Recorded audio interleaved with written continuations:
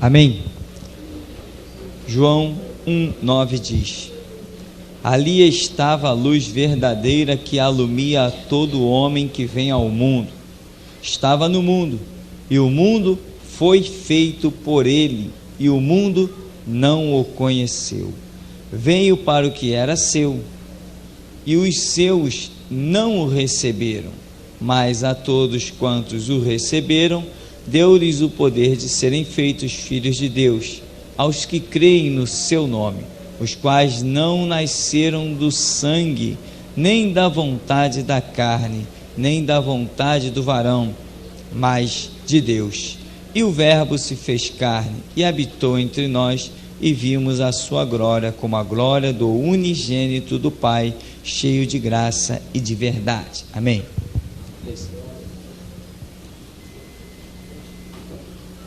Esse texto do Evangelho de João, maravilhoso, que joga por terra muitas doutrinas erradas, se as pessoas se aplicassem a ler, no caso, diz que inclusive que ele estava no mundo e o mundo foi feito por ele, o mundo não o conheceu. Está falando de quem?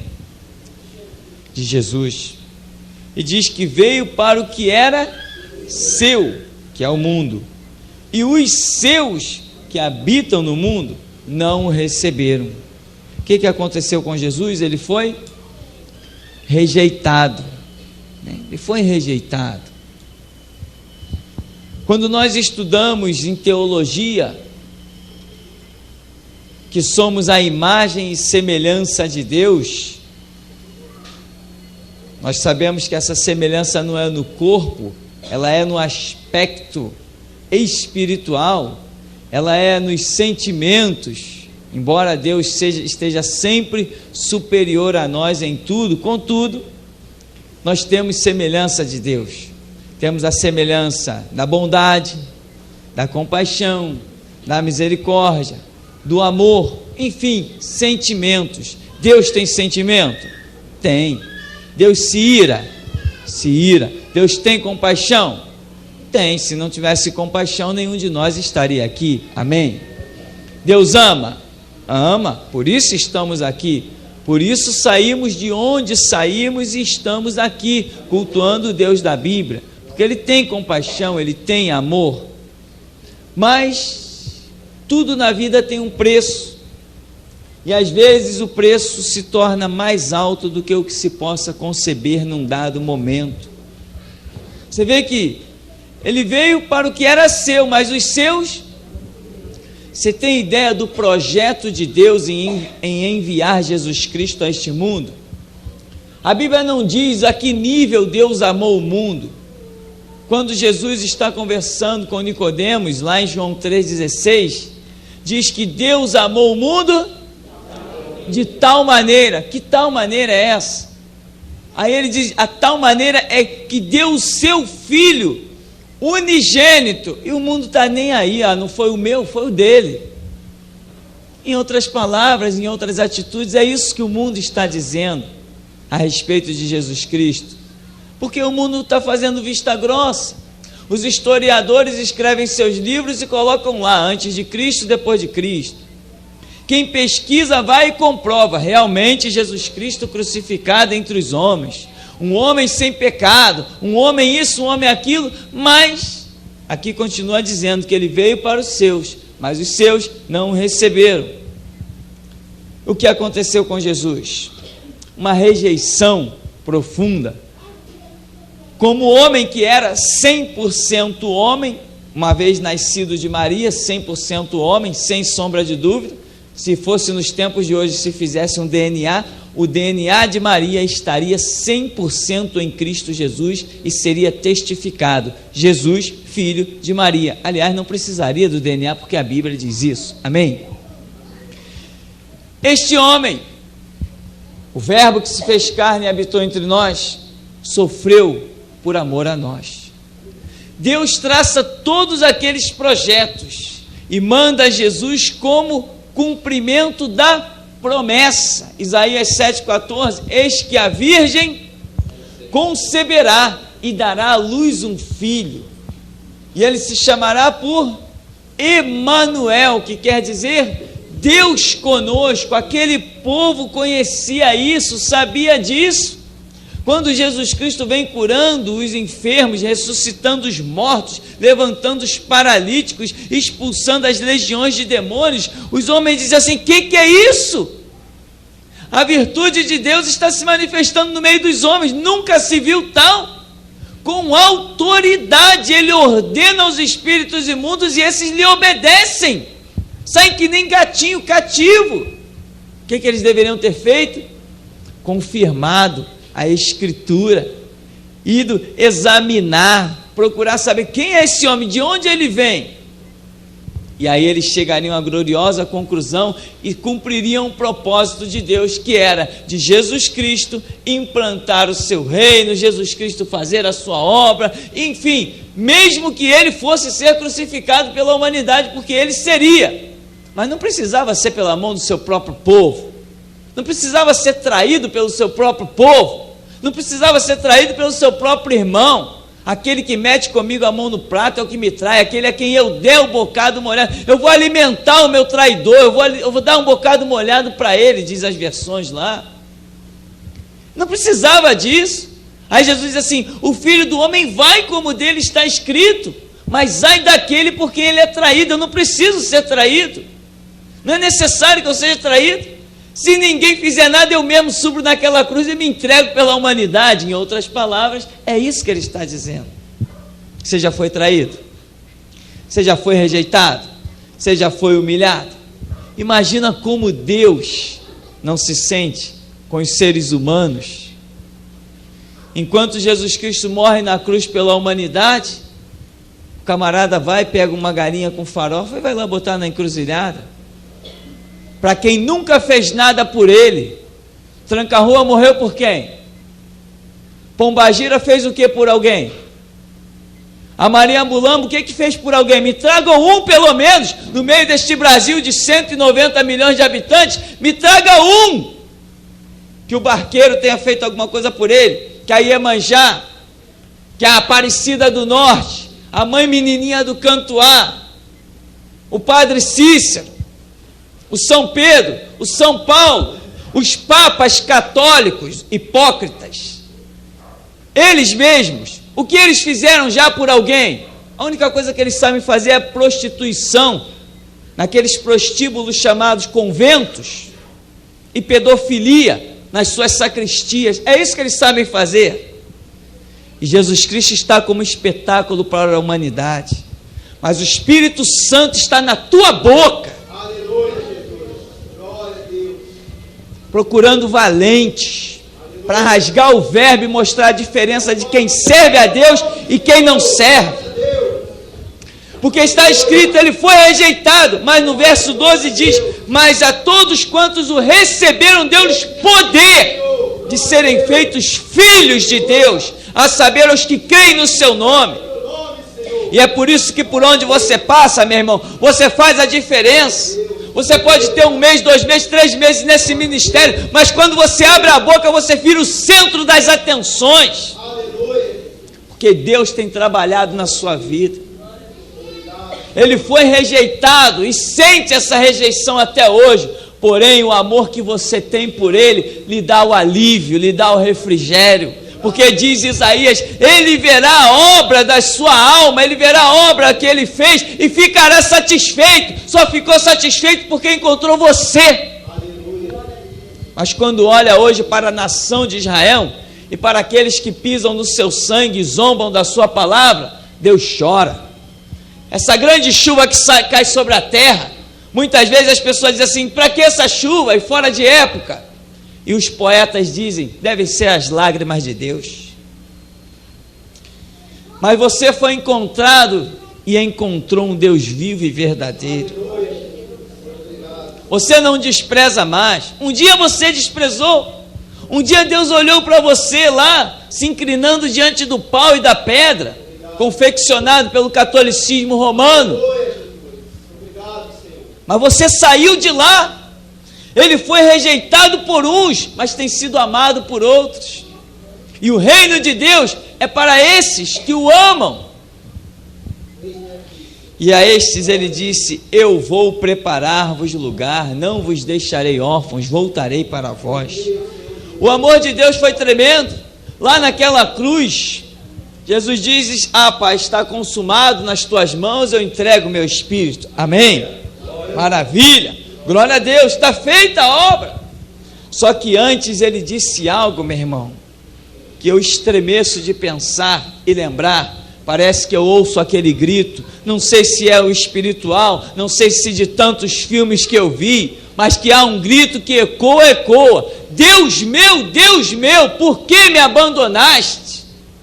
Para que você estivesse sentado aí hoje. Aleluia, Jesus. Jesus Cristo foi rejeitado pelo próprio Pai.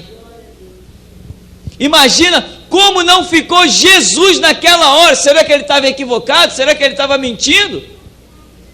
Não, estava certo. Ele estava certo.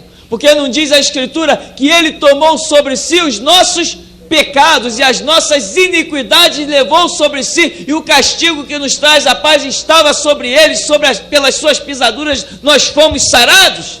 Se os nossos pecados estavam sobre ele, Isaías vai dizer que os nossos pecados fazem separação entre Deus e nós, então ele foi desprezado, ele foi rejeitado, para que você se levante, para que você acorde, para que você não curve a sua cabeça diante do erro, não comercialize a verdade, não compactue com a mentira.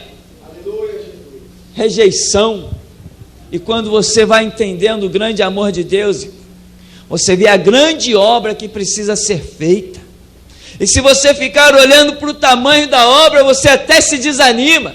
Ainda mais quando tu chega numa igreja para pregar e tu vê a pessoa mascando chiclete olhando para a tua cara. Nem educação não tem. Vai para um lugar onde vai ouvir uma palavra, onde tem um preletor e vai mascando chiclete.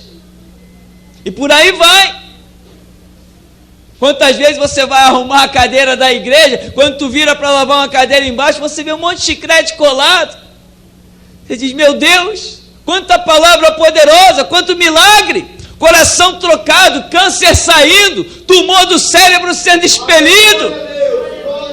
O que essas pessoas vêm fazer dentro da igreja? Colar chiclete debaixo de uma cadeira, soltar uma bala em cima de uma janela, não sabe que aquilo depois vai encher de formiga, alguém vai ter que lavar aquilo ali.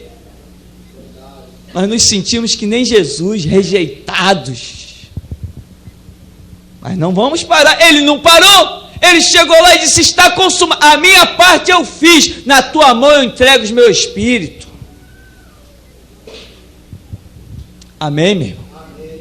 Então, meu irmão, coisas acontecem. Se aconteceu com Jesus, acontece também com você. A sua vida é uma batalha muito grande. Há uma missão que Deus traça para você. O jugo dele é suave, o fardo dele é leve, porque ele te ajuda. Meu irmão, não larga o arado. Lançou mão do arado? Não olha para trás, porque ele disse: aquele que lança a mão do arado e olha para trás, não é apto para o reino de Deus. Você não pode lançar a mão do arado e olhar para trás. Você tem que continuar olhando para frente, como ele. Rejeitado, enquanto ele curava um enfermo aqui. Ah, é sábado, vão matar esse cara. Ele curou no sábado. Ora, ressuscitou um morto, curou um paralítico, libertou uma mulher do domínio de Satanás. Ah, mas era sábado, deixa aquela mulher no domínio do diabo. E Deus lá de cima: não, eu enviei meu filho para resgatar. Enviei meu filho para demonstrar o meu amor. Esquece o sábado, olha o valor de uma alma para mim.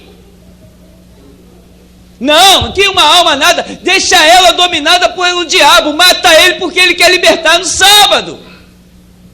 A praga chamada adventista do sétimo dia, está aí até hoje. Essa praga, esse lixo chamado Igreja Adventista do Sétimo Dia. Pensam que são crentes, que nem os católicos pensam que são salvos, ou os espíritas pensam que tem Deus. Eles pensam que tem Deus até a hora que eles baterem de frente comigo e contigo. É aí que eles vão achar, aí que eles vão ver se eles têm Deus mesmo. Quando a gente chamar para o desafio e mostrar que o Deus da Bíblia não compactua com eles. Compra a rejeição de Cristo na tua vida. Compra a humilhação de Cristo na tua vida. Porque está escrito: maldito todo aquele que for pendurado no madeiro. Ele se fez maldição em teu lugar. Agora tu és bênção, tu és verdade, tu és luz, tu és o caminho, a verdade e a vida. E ninguém irá ao Pai se não ouvir o Cristo que tem nos teus lábios. Deus te chamou para uma obra que só pode entrar quem é valente, muito valente, mas põe valente nisto. Você foi chamado para uma obra para que as pessoas levantem processo contra você, calúnia contra você, difamação contra você, tem que te chamar de falso profeta, de anticristo e de tudo mais que quiser, mas eles vão ver que há Deus na tua vida. Aceite, meu irmão, aceite como Jesus Cristo fala em Mateus capítulo 5, quando vos perseguirem, caluniarem, maldizerem e disserem todo mal contra vocês, exultai e alegrai-vos, porque é grande o vosso galardão nos céus, porque assim também perseguiram os profetas que foram antes de vós, mas só que perseguiram a ele também. E o que aconteceu com ele quando ressuscitou? Todo o poder me é dado nos céus e na terra. Quando se manifestou a João: como eu venci, o Pai me dá que eu me assente com ele no seu trono. Todo aquele falou de você, todo aquele que vencer, assentar-se-á comigo no meu trono. É isto que é a obra de Deus. Você, meu irmão, não olhar para as circunstâncias, não olhar para o que te aflige, lembrar, como a Escritura diz, trazer à memória o que te dá esperança, lembrar o que Paulo falou: a nossa leve e momentânea tribulação não se compara com a glória que em nós há de ser revelada. Você pode falar pouco, mas vai alcançar muitos. Tem muita gente falando muito e não alcança nada. Muitos estão semeando muitas coisas, mas não passam de doutrina, fermento dos fariseus. Mas a pouca palavra que há em ti está produzindo vida por onde você passa. O reino de Deus é assim, semelhante a uma porção de fermento que alguém introduz na massa, disse Jesus. E logo, logo, toda a massa estará levedada. Eu pergunto: você quer fazer parte dessa massa, dessa semeadura, dessa investidura do fermento? É um tempo precioso que vem chegando às nossas vidas. É um tempo que nós estamos incomodando realmente. E vão tentar fazer o que contigo? Te rejeitar, te caluniar, de te difamar, te parar. Mas por mais que eles tentem, a promessa vai dizer que 1000 cairão ao seu lado, 10.000, e tu não serás atingido. Irmão, caminhe com fé, com confiança, caminhe com firmeza. Como? Como a Bíblia diz, Mateus 6,6, João 5,39, esse é o caminho. Aprenda a ouvir Deus, aprenda a receber a revelação de Deus, aprenda a não ser guiado somente por palavras persuasivas humanas, não, mas pela revelação do Espírito Santo de Deus. Deus está vendo uma humanidade cativa pelo nome do seu próprio Filho. Não bastou toda a rejeição que Cristo sofreu, não bastou toda a humilhação que, quando a gente descreve, se torna até pesado. Hoje pessoas estão, em nome de Cristo, escravizando outros. Mas a Bíblia diz: conhecereis a verdade libertará. Mas você não conhece um monte de gente que diz que é crente escravizada, subjugada, pisada, humilhada? Por quê? Porque eles não conhecem o Cristo que você conhece. Eles estão encabrestados, estão dominados. eles estão sendo subjugados, martirizados e nem percebem nada disso. Mas aí está escrito que o Espírito do Senhor Deus está sobre você. Te ungiu para pregar boas novas aos mansos, restaurar os contritos de coração, proclamar libertação aos cativos, abertura da prisão aos presos. Você quer? Recebe então, meu irmão. Recebe. Recebe. Em nome de Jesus, recebe a autoridade, recebe a unção, recebe a graça. Chegou a hora da guerra, chegou o tempo do conflito, chegou o tempo de Deus assacalar sua espada no céu e nós assacalarmos na terra. A hora é essa, o tempo é esse. Não fique esperando o tempo passar, não. Incorpora sobre a sua vida a rejeição e a humilhação de Jesus Cristo. Ele é o exemplo, nós somos apenas discípulos. E ele disse a um servo: tem que ser igual ao seu Senhor. Não engole mais palavra para o teu patrão, não. Compra a humilhação de Cristo, coloca o teu patrão no lugar dele. Maior é o que está em ti. Faz prova do Deus que você serve. Não pensa que o teu patrão pode te despedir, não, porque eu desconheço que ele tenha essa autoridade. Quem manda nessa terra é o nosso Deus. Coloque ele no lugar dele. Não tem ninguém superior a você, não. Quem tem o Espírito Santo é você. Não existe ninguém superior a você, não. Vista e revista-se das humilhações de Cristo, da sua rejeição. Entenda que Jesus Cristo sofreu tudo aquilo, foi humilhado como foi, para poder chegar aqui cara a cara com o ser humano e dizer assim: olha, eis que vos dou poder para pisar serpente, escorpião, toda a força do diabo, nada vos causará dano algum.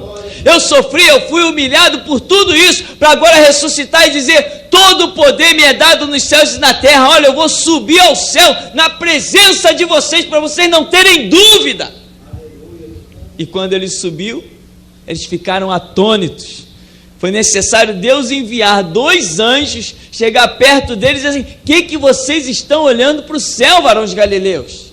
Esse Jesus que vós o vistes ir, da mesma maneira voltará. Ide, anunciai o evangelho, apregoai a sua rejeição, apregoai a sua humilhação, apregoai o derramamento do seu sangue, apregoai o preço da salvação, apregoai. Sigam como ele disse que vocês deveriam seguir. E sumiram os anjos. Aí os discípulos voltaram e esperaram ser revestidos do poder. E saíram por toda parte, mostrando que aquele, como Pedro diz, este a quem vós crucificastes, humilhastes, Deus o fez Senhor e Cristo. E assim, meu irmão, é na sua vida. Rejeições acontecem, situações diversas, mas você tem uma obra. Você lançou mão do arado. Você não pode olhar para trás, senão você será rejeitado por Deus. Todos podem te rejeitar, menos o teu Deus, porque Ele te ama e não vai te rejeitar se você guardar os seus mandamentos e os seus estatutos. Se você observar aqueles que são chamados para a obra de Deus,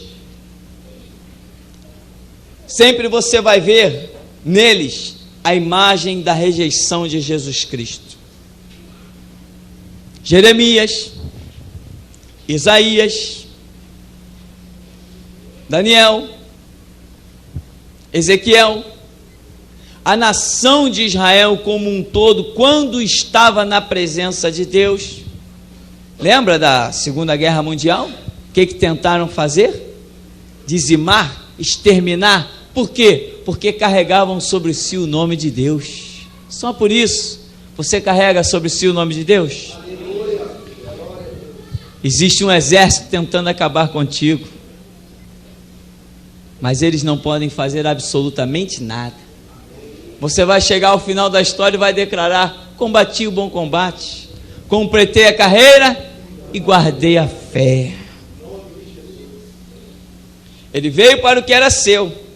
Os seus não o receberam, mas a todos quantos o receberam, deu-lhes o poder de serem feitos filhos de Deus, a saber, aos que creem no seu nome, os quais não nasceram do sangue, nem da vontade da carne, nem da vontade do varão, mas de Deus. Você nasceu de Deus, amém? Porque para estar aonde você está, conhecer o que você conhece, ler a Bíblia e entender, só mesmo como Jesus disse para Nicodemos, é necessário nascer de novo. Você nasceu de novo. Por isso que você tem uma mente em condições de compreender as coisas espirituais, porque quanto àqueles que não nasceram de novo, 2 Coríntios 4,4 vai dizer que o diabo lhes cegou o entendimento, para que não lhes resplandeça a luz da glória do Evangelho de Jesus Cristo. Mas se você alcançou esta glória e quer se vestir não só da glória de Jesus Cristo, mas também da sua humilhação, porque é necessário isso, você vai ver a glória de Deus. Amém.